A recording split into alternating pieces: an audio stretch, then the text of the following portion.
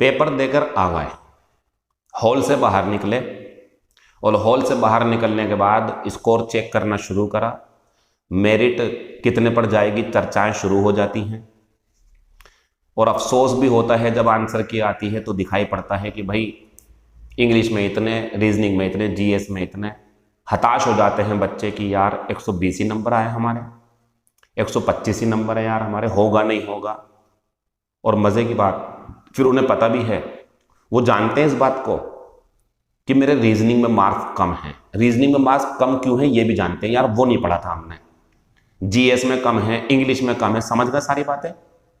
Paper हो गया, answer की आ गई, नंबर कम है, हताश भी हैं, निराश भी हैं। ये भी दिख गया कि मार्क्स किस टॉपिक में, किस सब्जेक्ट में, किस वजह से कम है। मगर अफसोस, जब पढ़ाई शुरू करेंगे उस सदमे से निकल करके फिर वही पुराना तरीका, फिर वही जो पढ़ते थे वही पढ़ना शुरू कर देंगे, वही सब कुछ, वही एक्टिव वॉइस, पैसिव वॉइस, वही नरेशन।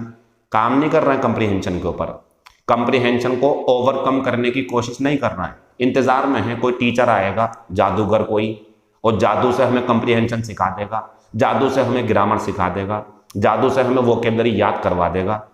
अगर आप ऐसा सोचते हो ना तो लोग आपके ऊपर हंसेंगे कुछ दिनों बाद, क्योंकि कोई दूसरा तुम्हारी जिंदगी बदल ही नहीं सकता।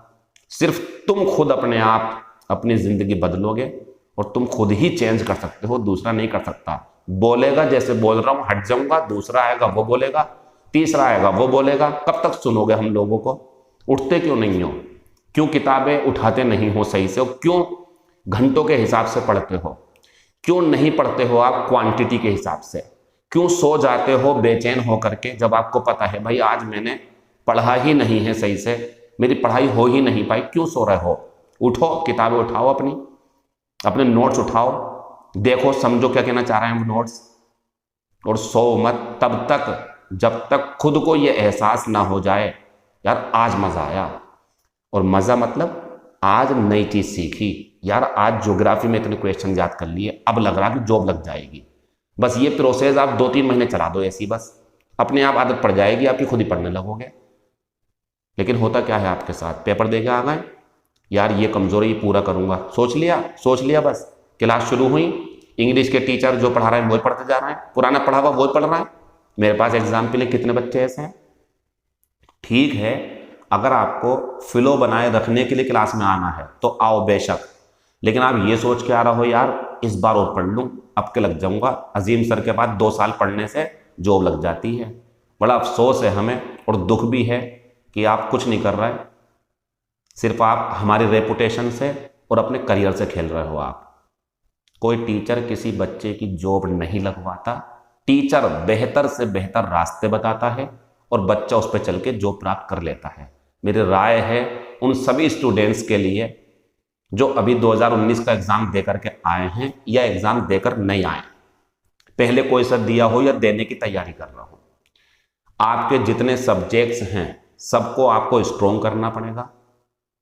आपके जितने टॉपिक्स हैं सब समझने पड़ेंगे, और ख़ास करके वो स्टूडेंट्स जो पिछली बार किसी पोर्शन में अच्छा स्कोर नहीं कर पाए, वहां काम करना पड़ेगा आपको। अदरवाइज आप मुझ जैसे अजीम के 50 टीचर भी मंगा लोगे, वो कामयाब नहीं करा पाएगा आपको।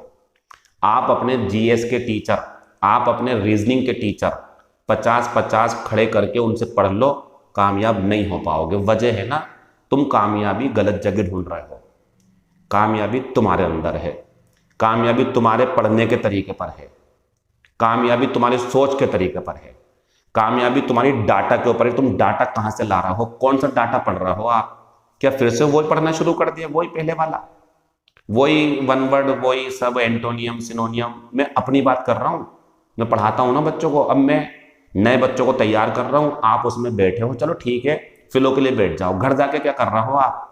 ये बातें मेरी उन बच्चों के लिए भी हैं जो पिछली बार सक्सेसफुल नहीं रहे, हमारे पास नहीं पढ़ते, जहां भी वो पढ़ते हैं फिर वहीं पढ़ना है। ठीक है पढ़ लो, लेकिन अपने पास से कुछ बदलाव कर रहा हो या नहीं कर रहा हो, you will get the same result, तुम्हें सेम रिजल्ट मिलेगा। फिर तुम ये बोलोगे दोबारा से जो बोला था, यार जी के कमजोर रह गई, इंग्लिश कमजोर रह गई, रीजनिंग कमजोर रह गई। कब तक रहेगी? जब तक तुम रहने दोगे। अपने रीजनिंग, अपनी इंग्लिश और अपने जीएस का स्कोर बढ़ाना चाहते हो, पुराना डाटा तो है ही, उसे पढ़ो, नई नई चीज़ों को शामिल करो, कंप्रीहेंशन पढ़ो, न्यूज़पेपर पढ़ो, ज्योग्राफी नहीं आती उसे पढ़ो, इकोनॉमिक्स नहीं आती पढ़ो, करंट अफेयर्स खुद से इकट्ठा करो, पूछो अपने टीचर से, अपने जीएस वाले टीचर से कि सर मुझे अपनी जीएस स्ट्रॉन्ग करनी है, मुझे कौन सी बुक चाहिए, पूछो उनसे और उसे पढ़ो आप सही से। कोई टीचर कामयाब नहीं करवाता, टीचर लेकिन कामयाबी का रास्ता दिखाता है, उस पर पड़ी हुई मुसीबतें, गड्ढे, कांटे वो हटा देगा आपके लिए, मतलब जो आप पढ़ना चाहते हो वो समझा देगा आपको, पेपर आपको ही सोल्व करना। तो कौन करेगा आपकी स्थिति में बदलाव, कौन आपकी गरीबी को दूर करेगा, कौन आपकी परेशानी को दूर करेगा? ईश्वर। चलो ठीक है, मांग लो उससे जितना मांगना है आपको, सो जाओ, जाके जाओ, कुछ भी नहीं मिलेगा सुबह को, उसका भी तरीका है ना, कर्म ही पूजा है और जो कर्म करेगा उसे फल मिलेगा। तो इस बात को भी जानते हो फिर भी नहीं पढ़ते हो, सही से पढ़ लो, समझ लो। और दुनिया में सिर्फ एक ही व्यक्ति ऐसा है जो तुम्हारी गरीबी को अमीरी में बदल सकता है, तुम्हारी असफलता को सफलता में बदल सकता है, तुम्हारी निराशाओं को आशाओं में बदल सकता है, एंड दैट इज यू, और वो तुम हो और कोई नहीं। मैं बोलूँगा हट जाऊँगा, दूसरा आएगा, तीसरा आएगा, ये चलता रहेगा। बदलना चाहते हो, सोचो, सही से तरह विचार करो और देखो कि मैं कहाँ कमी कर रहा हूँ। हार्ड वर्क से बचो, स्मार्ट वर्क करो।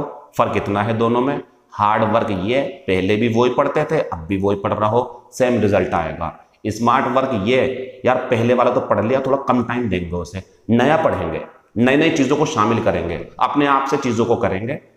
धन्यवाद, इतना ही मुझे बोलना था। उम्मीद करता हूँ कि आपने मेरी बातों को समझा और अपने पढ़ाई करने के तरीकों में, अपने मटेरियल में, डाटा में, अपने सिलेबस को समझते हुए आप पढ़ोगे और अनलिमिटेड पढ़ो, कोई लिमिट मत रखो। हाँ, अपनी सेहत का ख्याल रखो और नींद भी अच्छे से लें। नींद अच्छे से छात्रों के लिए बस 6 घंटे काफ़ी होती है, 8 घंटे काफ़ी नहीं होती है। 8 घंटे की नींद भी लेना, 9 घंटे की लेना, पहले कामयाब हो जाओ। पहले एक अच्छा सा रूम अपने लिए, एक ऑफिस तैयार कर लो, और वो कौन करेगा बच्चों? तुम करोगे। इतना ही मुझे बोलना था, ज़्यादा कुछ नहीं बोलना। चाहूँगा कि जब आप 2021 का मार्च का एग्ज़ाम देने जाएं तो आपको खुद को ये कॉन्फिडेंस हो जाए, अब के तैयारी करी है मैंने ऐसी, जो ये पेपर में क्रैक कर दूंगा 100%। तुम कर सकते हो, मुझे यकीन है। मैं भी ऐसी था जैसे आप हो, मैंने समझा, प्लानिंग करी, समझा चीज़ों को। क्या समझा पता? सिर्फ मैं कर सकता हूँ अपनी स्थिति में बदलाव। कोशिश की, नेक नियत रही, और यहाँ आज आपको समझाने के लिए आप मुझे सुन रहे हो, आप मुझे वैल्यू दे रहे हो, यहाँ तक आ गया। किसने करा? मैंने करा। नियत साफ रही, ईश्वर ने साथ दिया। आपके साथ भी ऐसी है। रिजल्ट सुधर जाएगा, थोड़े तरीके सुधारो। Thank you, all the best, see you next video.